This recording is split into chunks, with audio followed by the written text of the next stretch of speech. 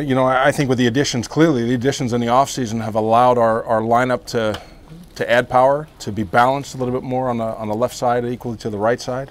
But when you start to plot or plug in the names that are here, and you know, from PD on down through the 7-8 hole, this has the chance to be a lineup that doesn't give the opposition too many breathers or take a hitter off, so to speak. There's the ability to do some damage up and down the lineup. No, not concerned about his weight. You know, there's a number of people that he's working with here to put him to make sure that he's on the field every day, and that would be the case throughout the course of a regular season. So, well, you'll get to know that Pablo's he's got an infectious personality. He cares about his teammates. He plays the game the right way. We're extremely excited that he's in our uniform, and he's going to be a productive player for us. You know, Tim, the one thing it's hard to do is tell a player not to play as he's wired. And Petey is wired to play, you know, on volume 10 from the first pitch to the last pitch. And, you know, he's had some things that have been nagging, as we know. But to say that we're going to alter his approach, that takes away from who Dustin Pedroia is. And I know one thing, I don't want to see him diving headfirst into first base. That would be a place to start. If Shane Victorino is fully capable and fully healthy, he's our right fielder. I mean, that's pretty simple. You know, he was one of the best right fielders in the game 2 years ago. And, you know, when you come back from injury, you shouldn't have lost your job because of an injury. He's rehabbed it successfully to date. And going forward, we just got to monitor the recovery rate.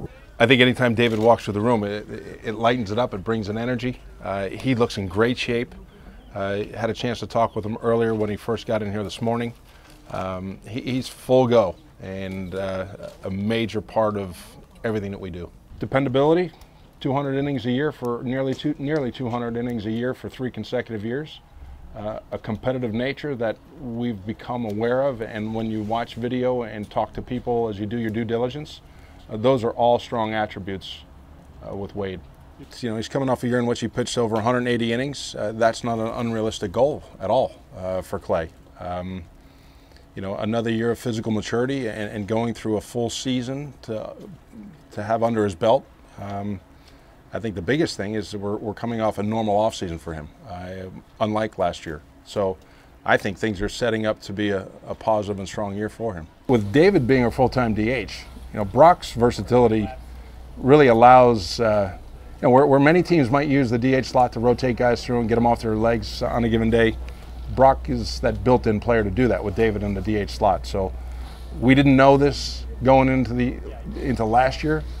But the fact he started games at 7 different positions, you know, he puts himself in a unique category around the league. What we would anticipate him taking this year is handling the pitchers that he did for the half of last year and understanding even more so what their trigger points are, how to get the most out of them. But his development as one of the leaders of our pitching staff is going to be challenged because of the number of new faces that are here. Spring training is going to be critical for he and Ryan Hannigan to understand what each pitcher likes in certain situations, what pitch to go to.